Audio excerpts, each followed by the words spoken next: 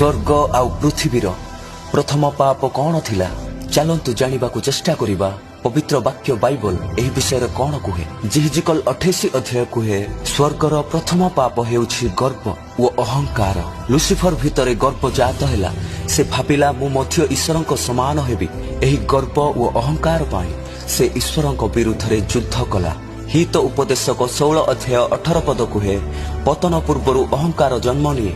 आउ एही अहंकार लुसिफर मनरे आसिला एइथिपाई से स्वर्गीय दूत बाहिनी मध्यरे श्रेष्ठ एवं अभिषिक्त दूत थिला। से अत्यंत सुंदर द्रुत बुद्धि और ज्ञान रे परिपूर्ण थिला। से गर्व कला पाप कला एवं स्वर्गरु पतित हैला। स्वर्गर अभिषिक्त किरुबरु जड़े पतित शैतान भाव रे परिचित हैला।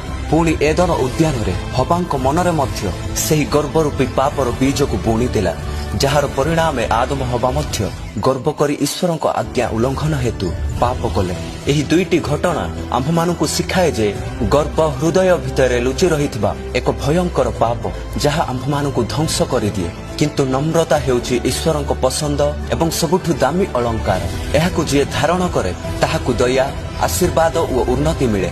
तेणु आम्भे माने समस्ते नम्रतार सहित रहिबा उचित। आमेन।